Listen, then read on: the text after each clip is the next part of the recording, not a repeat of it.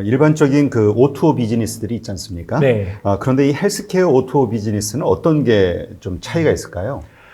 특별히 아예 다르다, 기본적으로는 같다고 보는 게 맞는 것 같습니다. 그러니까 잘 아시겠지만은 결국 O2O라는 것은 온라인을 통해서 오프라인에 있는 어떤 사업과 연결해주는 모델이라고 보면 될 텐데, 헬스케어에서도 기본적으로는 똑같이 작용한다고 보실 수 있을 것 같고요. 그러니까 그나마 이제 헬스케어 내에서 예를 좀 들어서 말씀을 드리자면은, 뭐 예를 들면 똑딱 같은 서비스가 있는데, 이제 온라인으로 환자들을 모아서 그분들이 어떤 병원으로 예약을 해서 갈 수 있도록 도와준다든지, 이런 서비스들이 해외에서도 시작이 됐고 국내에도 들어와 있고요. 그래서 기본적으로는 이제 이 O2O라는 것이 결국은 아마 이미 많이 들어보셨겠지만 소위 말하는 플랫폼이라는 사업인 거고, 플랫폼이라 하면은 이제 네트워크 효과라는 게 있어야 되겠죠. 저 말고 한 사람이라도 더 생길수록 가치가 올라가는 개념인 건데, 양쪽으로 의사가 많아질수록 환자가 느끼는 가치가 늘어나고, 또 환자들이 많아지면 의사들이 역시 느끼는 가치가 늘어나는 개념이니까, 이렇게 플랫폼으로 양쪽의 고객들을 다 확보할 수 있어야 된다는 전반적인 그 O2O에서의 개념이 그대로 적용되고 있고요. 다만 이제 한 가지 차이라면은, 잘 아시겠지만 우리나라는 아무래도 규제가 많다 보니까 이것저것 이제 O2O 차원에서 할 수 있는 것들이 아무래도 제약이 많은 것은 사실입니다. 이를 잘못하면은 뭐 이제 한참 시끄러운 원격 진료 이슈라든지 이제 이런 것을 엮일 가능성도 많고, 또는 사람을 소개해 준다 하더라도 이게 다 뭐 의료법이라든지 다른 복잡한 법에 적용을 받고 있기 때문에, 아무래도 뭐 일반적인 배달의 민족이라든지 이런 O2O에 비해서는 사실 좀 제약도 많고 또 규제가 많은 것은 사실입니다. 제가 전에 그 어떤 스타트업을 한번 봤는데, 예. 그 의사들, 그러니까 병원을 소개해주는 어플이더라고요. 네네. 그런 가운데서 그러니까 병원들은 뭔가 이렇게 홍보를 네네. 해야 되잖아요. 또 네네. 알리려면. 근데 그게 뭐 법적으로 규제가 있다고 그래가지고, 예. 예, 뭐 광고하고 뭐 하는 데 있어서 예. 좀 애로점이 있는 것 같더라고요. 예, 맞습니다. 예. 그게 이제 보통 저희가 환자 유인 행위라고 부르는 건데요. 사실 조금 애매한 영역이 있습니다. 왜냐하면은 저희가 또 광고는 할 수 있잖아요. 네. 그럼 광고의 목적이 결국 환자 유인인 건데, 광고는 되지만 직접적으로 어떤 환자가 저희 병원으로 바로 오도록 어떤 구체적인 장치를 통해서 환자를 끌어당기는 것들은 금지가 되어 있고요. 그 이유는, 왜냐하면 이 의료비가 환자들이 자기 주머니에서 개인적으로 내는 것이 아니라 국민건강보험이라는 어떤 공적인 돈에서 나오고 있기 때문에, 그렇게 환자를 직접 유인을 하면은 그 공적인 돈을 사실은 어떤 부당하게 빼간다는 개념이 있을 수 있기 때문에, 아무래도 일반적인 업에 비해서는 이런 제약이 좀 많습니다. 그래서 처음에 의욕적으로 시작했다가 왜 보통 뭐라 그러죠? 그 상품권이라든가 어떤 그 이러저러한 것들을 통해서 뭔가 혜택을 주는 제공하는, 네. 그런 것들을 시도하다가 그게 법으로 안 된다 해가지고 좀 어려움을 겪더라고요. 맞습니다. 예.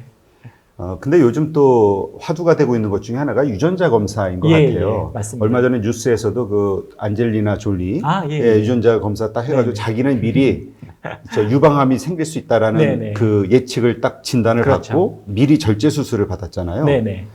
이게 정말 그 효과적인 거고 정말 쓸모가 있는 건가요?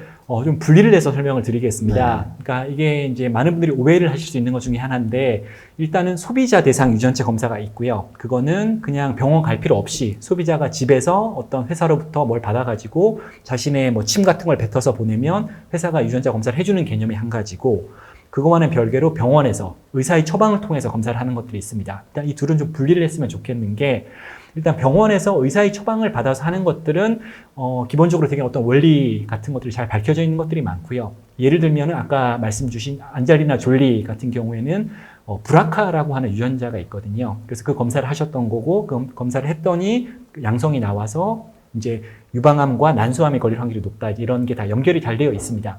근데 여기서 중요한 건 뭐냐면은, 이게 아무나 그냥 해서 결과가 나와서 했다는 게 아닙니다. 제가 정확한 내막은 모르겠지만 의학적으로 말씀을 드리자면은, 아마 안젤리나 졸리는 본인의 어머님 또는 본인의 가게 내에서 그런 위험이 높았을 겁니다. 그러니까 어머님이 유방암에 걸린 적이 있는데, 또 그것뿐만이 아니라 뭐 이모라든지 다른 분들이 걸린 분들이 적어도 한 두세 분 정도가 있었을 거고요. 그렇기 때문에 이거 나는 위험할 수 있구나 해서 의사의 권유를 받아서 이 검사를 했을 거예요. 왜 이 말씀을 드리냐면은, 의사들끼리 이제 쓰는 표현으로는 양성 예측도라는 개념이 있어요. 어떤 얘기냐면은, 검사를 했는데 양성으로 나왔다. 그럼 그거를 얼마나 믿을 것이냐의 문제입니다. 그러니까 이제 많은 분들이 착각하시는 것 중에 하나가, 만약에 내가 유전자 검사를 했어. 브라카 검사를 했다. 근데 양성이 나왔다. 그럼 나는 유방암 걸리는 거겠네? 라고 생각하실 수가 있는데, 그렇지가 않다는 거예요. 양성 예측도라는 것은 그 환자가 그런 것이 생길 확률이 높은 환자를 대상으로 하면은 양성 예측도가 높아지고요.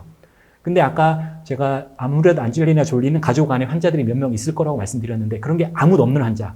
안젤리나 졸리가 했으니까 나도 혹시 없을까 해서 하는 환자들은 그럴 위험이 훨씬 낮잖아요. 그런 분들이 하시면은 양성 예측도가 떨어집니다. 이게 조금 복잡한 개념이지만 일단 이런 게 존재하고요. 그렇기 때문에 아직 한국에서는 소비자 대상 유전체 검사가 아시겠지만 좀 제한적으로 이루어지고 있습니다. 외국에 비해서.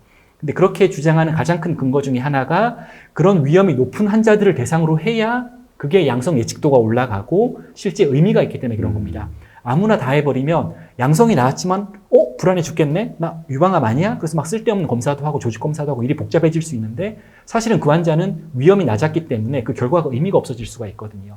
그래서 한국에서 또 한국뿐만 아니라 미국 이외의 많은 나라들에서는 의사라는 사람을 거쳐서 꼭 필요한 경우에만 가급적 하라라는 식으로 진행되고 있는 게 현실이고요. 그럼에도 불구하고 소비자 유전체 검사들은 어떤 의미가 있을 것이냐. 사실 미국에서도 예전에는 그냥 규제가 많이 풀려 있었습니다. 그래서 그냥 웬만한 병에 대해서 이것저것 다 해볼 수 있게 했었는데 방금 말씀드린 그런 이유 때문에 이게 막 열어서는 안 되겠구나 라는 생각이 있어서 좀 제한을 많이 두기 시작했습니다. 그래서 FDA에서 제시하는 어떤 특정한 몇십 가지 질환에 대해서는 볼 수 있고 그것을 제외하고는 나머지 예를 들어서 좀 웰니스적인 것들 있잖아요. 뭐 예를 들면 비만에 대한 거라든지 뭐 운동 능력이라든지 사실 제일 중요한 것은 조상찾기 서비스입니다. 그러니까 이게 이제 저희들이 미국에서 하는 서비스들만 보면 야 미국에서는 유전체 검사 집에서 하면은 50가지 질환을 알려줘 라고 생각할 수가 있는데 사실 소비자들은 대부분 그 검사를 안 하셨어요. 뭘 했냐면은 조상찾기 서비스를 하셨어요. 왜? 미국은 이민자의 나라니까. 검사했더니 우리 조상은 누구 1%는 루마니아에서 왔고 5%는 아프리카에서 왔고 얘기가 그냥 쫙 드러나거든요. 그러니까 그러면 거꾸로 얘기하면은 미국 이외의 국가에서 이게 얼마나 의미가 있을까라는 겁니다. 그러니까 미국은 뭐 이민자 사회니까 당연할 거고요. 그러면 반만년 단일민족의 대한민국에서는 얼마나 의미가 있을까라는 생각이 들고, 근데 최근에 사실 재미있는 현상이 하나 벌어졌어요. 국내에 이제 그 소비자 유전체 서비스 제공하는 회사에서 그 서비스를 개시를 했습니다. 조상찾기 서비스. 그래서 이제 저 같은 소위 말하는 이제 이 업계를 보시는 분들은 다 같이 웃었습니다. 야, 단일민족 국가에서 누가 그걸 하겠냐. 근데도 매우 흥미롭게도 한 10,000명 정도가 벌써 이 검사를 하셨다고 하더라고요. 그래서 이게 그냥 섣불리 이렇게 얘기할 게 아니구나. 생각보다 사람들의 호기심은 또 이상한 곳으로 좀 특이한 곳으로 튈 수도 있구나라는 생각을 했습니다. 네. 그 유전자 우리가 처음에 접했던 거는 뭐 진짜 친자 확인 서비스 뭐 이런 것들 이런 거에서 시작이 됐다가 저도 지인이 뭐 유전자 검사를 통해서 그 자기 몸에 어떤 영양소가 부족한지를 다 체크해가지고 건강식품도 그에 맞춰서 먹는다 뭐 이런 얘기를 하더라고요. 그러니까 이게 그만큼의 어떤 그 진단 결과에 대한 그 뭐라 그럴까 정확도라는 게 어느 정도 우리가 신뢰를 얼마나 할 수 있느냐. 조금 애매하죠. 그러니까 어떤 뜻이냐면은 그게 절대적이라기보다는 그냥 그럴 개연성이 좀 있다. 그냥 이런 거랑 마찬가지입니다. 영양제를 그럼 드시면은 100% 이게 막 몸이 좋아질 거다, 효과 있을 거다 이렇게 생각 안 하시잖아요. 그냥 뭐 좀 도움 되면 좋고 뭐 잘은 모르지만 크게 손해는 안 볼 것 같으니까 뭐 이런 거 좀 먹어보지 뭐에 가까우실 텐데 사실 그 검사 자체도 그러니까 소비자 대상으로 하는 소위 말하는 웰니스 유전체 검사라는 것도 거의 비슷한 맥락으로 보시는 게 아직은 맞을 것 같고요. 그래서 뭐 호기심 있으시다면은 뭐 크게 손해볼 건 없는 거니까 환자들로 좀 해볼 수도 있는 거고 또 혹시라도 조금이라도 도움이 되는 부분을 찾을 수 있다면은 또 나쁘진 않기 때문에 그냥 다만 너무 큰 기대를 하는 것은 아직은 무리가 있을 것 같고요. 그냥 딱 한 그 정도 범위 내에서라면은 좀 해볼 수도 있고 환자들도 한 번쯤은 시도해 보실 수 있지 않을까 싶습니다. 그렇군요.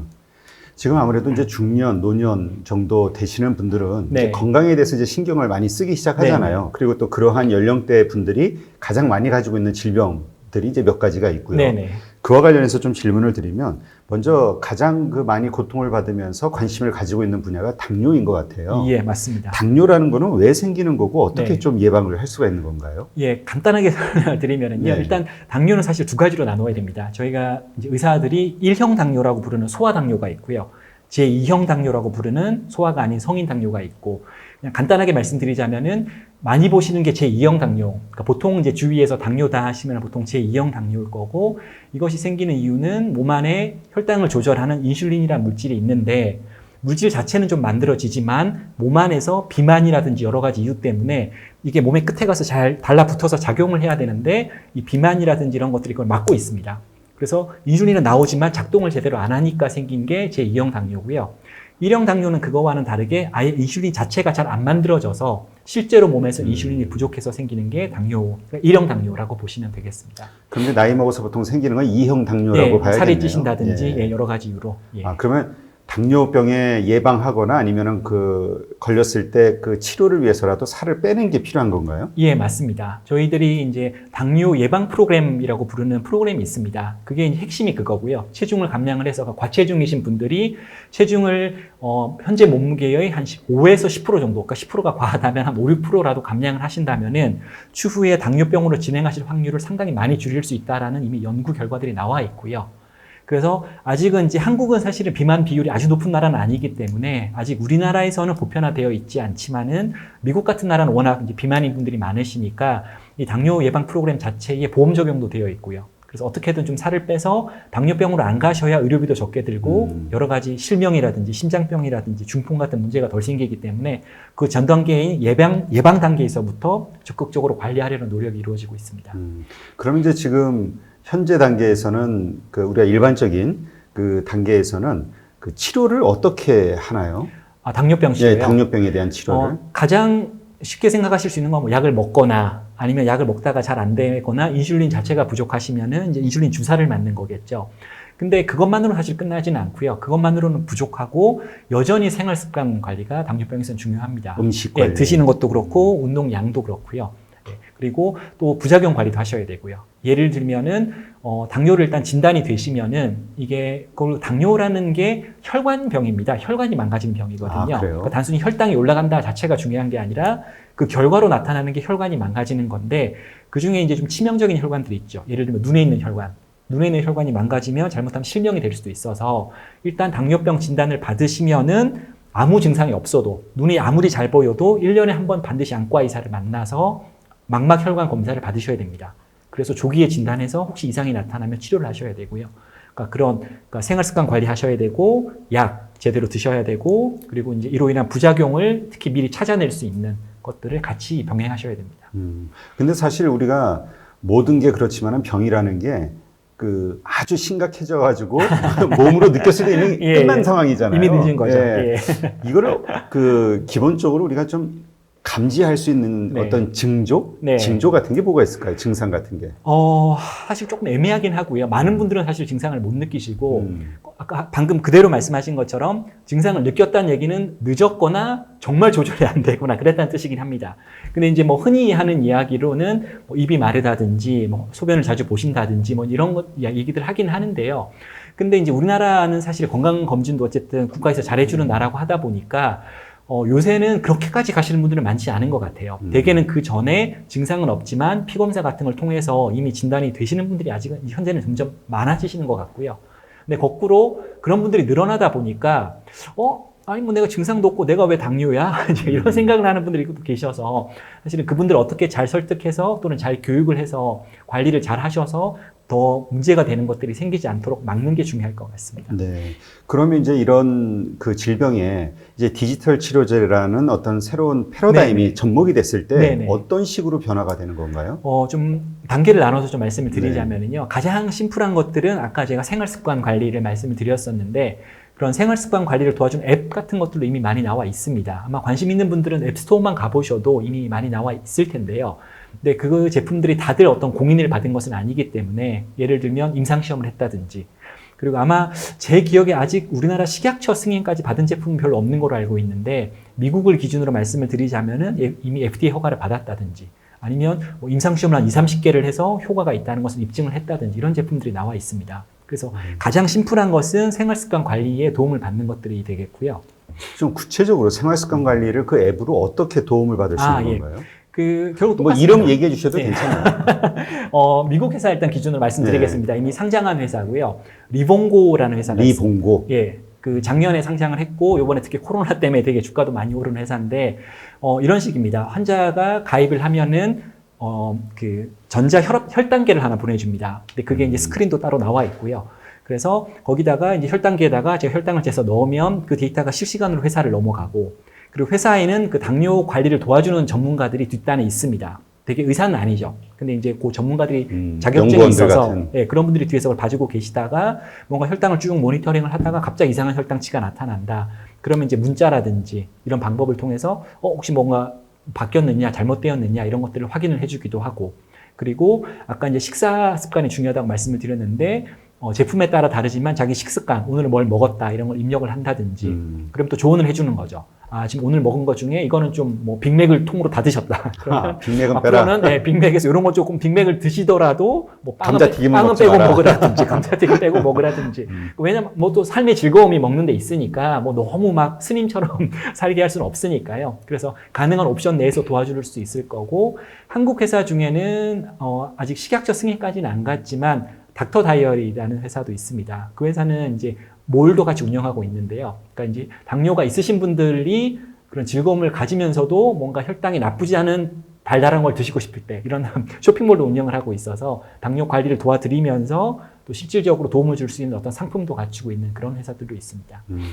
지금 말씀하셨으니까 제가 궁금한 것 중에 하나가 당뇨 그렇게 영화나 이런 데서 보면은 막 당뇨 그게 오면은 혈당이 떨어지면은 막 떨면서 예, 맞습니다. 예. 그러면서 막 사탕 같은 걸 먹잖아요. 네네네. 그러니까 그래서 사탕을 많이 먹으면 해로운 건가? 이게 뭐야? 이거 헷갈리거든요. 예. 이 단 성분은 네. 이게 어떤 관계가 있는 겁니까? 그러니까 이렇게 말씀을 드릴게요. 그러니까 누구나 알고 계실 사실은 당뇨병은 일단 혈당이 높은 병이야. 라고는 알고 계실 거고요. 근데 이제 정확하게 말씀을 드리자면은 그게 몸이 정상인 분들은 혈당이 일정한 범위 내에서 조절이 잘 되는 상태라고 보시면 됩니다. 당뇨병의 문제가 뭐냐면은 혈당이 너무 올라가기도 하고 너무 떨어지기도 하는 자체가 문제거든요. 예, 그런데 혈당이 웬만큼 올라가지 않으면, 그러니까 좀 높은 정도면 장기적으로는 몸에 안 좋겠지만 당장 사실 증상이 잘 안 생깁니다. 아까 말씀드렸듯이요. 근데 방금 말씀 주신 것처럼 저혈당은 경우가 다릅니다. 저혈당은 막 가슴이 벌렁벌렁 한다든지 막 땀이 뻘뻘 흐르고 기운도 빠지고, 근데 그래서 뭔가를 조치를 취할 시간이 있으면 다행인데 노인이라든지 아니면 아주 어린 애들이라든지 같은 경우에 막 쓰러져서 경기를 할 수도 있고, 또는 쓰러지다가 어디 머리를 찍어서 깨질 수도 있거든요. 그래서 저혈당이 사실은 순간적으로는 더 위험합니다. 단기적으로는. 아, 그래요? 예. 그래서 차라리 그 순간에 혈당이 좀 이상할 정도로 올라간다 손 치더라도 그 순간을 넘기기 위해서라면은 뭔가라도 먹어서 일단 올리는 게 중요하죠. 이제 그 본인은 그러니까 높고 낮음이 뭐 이렇게 서로 다른 상황에서 이렇게 올 수 있고, 네네. 그런 이제 저혈당 같은 경우에는 사탕 같은 거를 먹어서라도 당분을 네네. 채워줘야 된다. 네, 맞습니다. 아, 그렇군요. 그러면 그러한 것들, 지금 말씀하신 디지털 헬스케어 이런 것들에서 그런 거는 아직은 어려운가요? 좀 미리. 그러니까 예. 그런 상황이 오기 전에 미리 뭔가 예측을 하고, 네. 지금 바로. 그게 제품으로도 지금 나와 있고요. 그러니까 한국에서는 아직 시판이 안 되고 있는데, 이제 조금 기술적인 말씀을 먼저 좀 드리겠습니다. 그러니까 어떤 제품들이 있냐면은 저희 당뇨 환자들을 위한 제품 중에 지속형 혈당 측정계라는 제품이 있습니다. 그러니까 뭐랑 비교하면 좋냐면은 기존에 아마 한 번쯤 들어보셨을 혈당 측정계는 여기 이제 손가락에다 침 한번 찔러서 피를 내가지고 그때 혈당을 저희가 보는 거잖아요. 지속형 혈당 측정계는 요 손바닥 반만한 크기의 제품이 있어서 침이 있어가지고 배에다 꽂습니다. 그러면은 5분에 한 번씩 혈당을 계속 알려줍니다. 이런 제품은 사실 이미 나와 있었고, 이 제품 자체는 한국에서도 올해부터 건강보험 적용을 해주고 있습니다. 그래서 이런 제품이 있었고요. 근데 이제 이러면 뭐가 가능했냐면은 어떤 인공지능 하시는 분들이 그럼 혈당 데이터가 하루 종일 이렇게 있으면 이 안에서 어떤 트렌드를 분석할 수 있지 않을까, 이런 생각을 한 거죠. 그래서 그걸 인공지능을 넣고 분석을 했더니 방금 말씀하신 것처럼 저혈당 발생을 한두 시간 전에 예측할 수 있는 알고리즘을 만들었다고 해요, 회사에서. 그래가지고 이제 이 지속형 혈당 측정기 만드는 회사에서 앱을 하나 만들었고요. 그래서 그 앱을 통해서 너 한 1시간 있으면 저혈당 생길 것 같으니까 증상 생기기 전에 미리 사탕 먹고 넘기자, 뭐 이런 제안을 해줄 수도 있고. 근데 여기서 끝이 아니고 지속형 혈당 측정기와는 별개로 예전부터 있었던 제품이 인슐린 펌프라는 제품이 있었습니다. 상상이 대충 되실 거예요. 인슐린을 몸 안에 넣어주는 펌프인데 똑같이 몸에다가 붙이면은 세팅을 해가지고 몸 안에 인슐린이 들어가서 알아서 이제 혈당을 조절해주는 제품이었거든요. 근데 이게 예전에, 그러니까 지금까지 대다수의 인슐린 펌프는 어떻게 쓰이고 있냐면은 세팅을 해야 됩니다. 그러니까 의사가 미리 세팅을 해주면은 일정하게 이렇게 인슐린이 들어가다가 밥을 먹으면 혈당이 오르니까 밥 먹을 때 한번 누르면 그때 인슐린이 많이 들어가고, 그리고 똑같이 들어가다가 밥 먹을 때마다 이제 누르면 많이 올라가는 근데 짐작하시겠지만 이게 환자 개개인마다 다 다르잖아요. 그렇죠. 그래서 또 어느 날 갑자기 환자가 필 받아서 뷔페 가서 막 뷔페 먹을 수도 있고. 근데 그래봤자 평소대로 세팅이 돼 있으니까 다 맞춰서 못 들어갔었는데 아까 말씀드린 기술들, 지속형 혈당 측정계 기술, 그 혈당치 분석 기술, 인슐린 펌프가 다 있으니까 야 이걸 다 갖다서 붙이면은 뭔가 지가 알아서 측정하고 지가 알아서 인슐린 주고 북치고 장구치고 다 할 수 있지 않을까라는 게 이론적으로 분명히 가능하고요. 그래서 실제 그런 제품이 나와 있습니다. 메드트로닉이라고 하는 이제 미국 의료기기 회사인데 그 회사에서 이걸 다 통합시킨 제품을 만들어서 혈당이 많이 올라가고 많이 떨어지는 것을 스스로 알아서 교정을 해줄 수 있다라는 제품으로 이미 FDA 승인까지 받아서 이미 시장에 나와 있습니다. 아, 그렇군요. 그러니까 음식을 먹을 때가 좀 위험한 상황인가 보죠? 당뇨 환자들은?